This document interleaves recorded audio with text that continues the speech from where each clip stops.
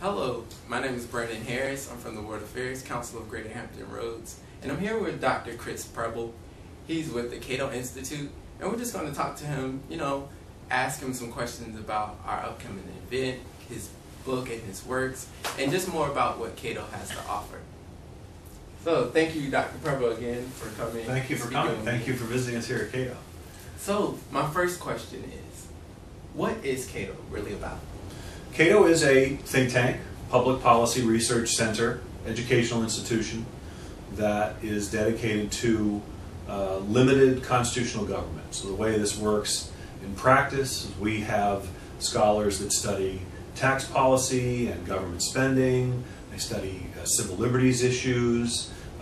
They study kind of privacy rights, and also in my field, defense and foreign policy, we study peace. In fact, peace is one of the core tenets of Cato's mission and also of libertarianism, which is more broadly what Cato is often affiliated with, the ideology of libertarianism, which is limited government and individual liberty. I've been here for almost 10 years now, 9.5 years, a little more than 9.5 years, doing defense and foreign policy work.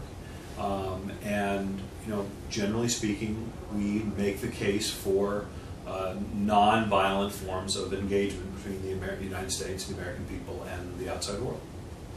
Interesting. So, how do you feel about the impact that Cato has had on our government's policy and legislation, if any at all?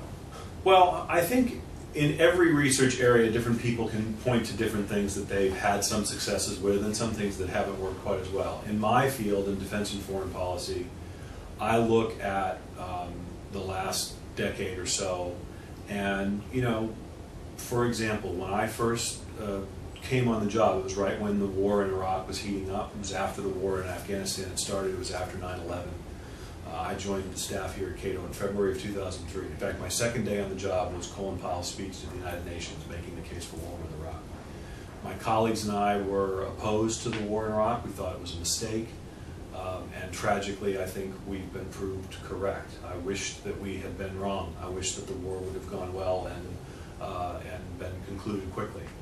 But the lesson that we've drawn away and we've used to communicate our message is that the object of, for example, preventing the proliferation of weapons, which is what people were fearful that Saddam Hussein had, that object can be achieved by means short of warfare.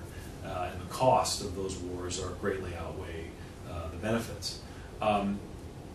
Since the war in Iraq, we have made the case against war in other places to accomplish a similar end, like in North Korea or Iran, for example.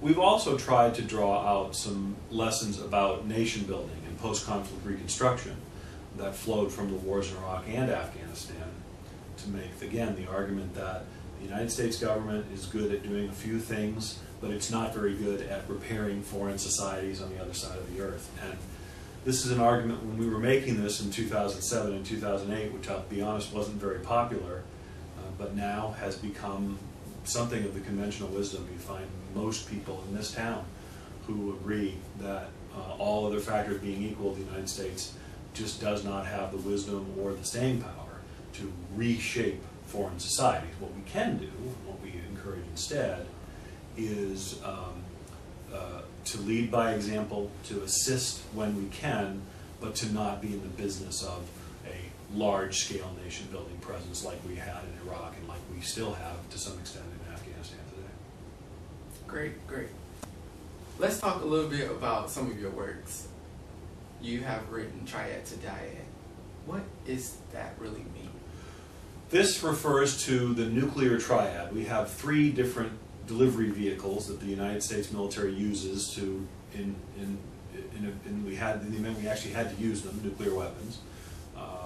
Obviously the bombers were the first leg of the triad, the bombers which delivered the weapons against Hiroshima and Nagasaki, and through the first half of the 1950s, and even into the late 1950s, bombers were the primary vehicle for delivering nuclear weapons. But as nuclear weapons became perfected, as they got more efficient in using nuclear material, they were able to reduce the size of the warheads, and so you have things like land-based missiles, ICBMs. We have today the Minuteman III missile is the primary, really the only of the land-based missiles that we still have. And you also have submarine-launched ballistic missiles. These are the SSBNs and the Polaris, and then later now the Trident missile that we use. So these three things, this is the triad: bombers, missiles, and land-based missiles and submarine-based missiles. I had done a little bit of work in my graduate studies on the nuclear arsenal and nuclear force structure, and I was aware of just how this whole thing had come about, how the triad had come about. And I always was skeptical that we needed three different systems, especially as technologically, the technological advances that were made in the 70s and 80s dramatically increased the reliability of these weapons and their accuracy. And so in my book, The Power Problem, I tossed out, I wrote in 2008, it was published in 2008, I tossed out an idea that said, you know, we probably don't need three legs, we could get away with two, a dyad. But I didn't really explore it very much. But then we received a grant from the Plowshares Fund, which is a philanthropy and a foundation here based in Washington that funds research on nuclear weapons. And they encouraged us to look more at this question: could we go from a triad to a dyad? And so they've helped with this research. They funded this research, and my colleague Benjamin Friedman and I, in conjunction with our researcher Matt Fay, have been doing this work and looking at the history, but also making the argument into the present day and into the future why it is that we could use just two legs, perhaps even just a monad, that is, perhaps even do we need just one leg to have a credible deterrent force with a small number of nuclear weapons. So in writing your work, Triad to Dyad, what is one solid concept that you think the readers will be able to take from it? I think the thing that I've learned from doing this research, that I always kind of suspected, but the research has really sharpened my understanding of this, is that when the ballistic missile submarines first came online, the first one deployed in 1960, the Polaris missiles, they were short range, they were of low yield, and therefore were not credible against other nuclear weapons that the Soviet Union would field. These were like a missile or a bomber base. They were what we would call a counter cities, or a second strike weapon. What happened over the years is that the technology, in terms of the reliability of the missiles, the range of the missiles, and also their accuracy, dramatically improved their ability to serve as a counter-force weapon, and that came online with the Trident D5 in the early 1990s. The last piece of the puzzle, however, was the communication. There was always some concern about the communication linkages between the ballistic missile submarines and the National Command Authority here in Washington and the various commands around the country and around the world. And those communication links are actually now quite robust. In fact, I think as robust as the communication links with our land-based missile batteries here in the United States or the bombers themselves. And because of those technological improvements, that force is now much more credible even as a single monad. And then the argument for a dyad, for one other leg, argues for having one other thing to kind of hedge your bets, but we don't need all three. So what do you think is some of our ignorances as the widespread media or public to nuclear proliferation? Or could you shed some light on Sure. The various misconceptions that are out there? Sure. I think that many people who don't know the history of these weapons and how we came to go from just a handful of weapons after the end of World War II to many thousands of warheads at the height of the Cold War, now back down to fewer than 5,000 warheads, and actually only about 1,500 of which are deployed actively under the New START Treaty. Some people call for reducing the number of warheads down below 1,000 or perhaps as few as 500 weapons. if you look at the other countries that have nuclear weapons and have had them for some time, they also have very, very small arsenals, just a few hundred weapons, including the Chinese, the British, the French, and the Pakistanis and the Indians all have fewer than 1,000 nuclear weapons.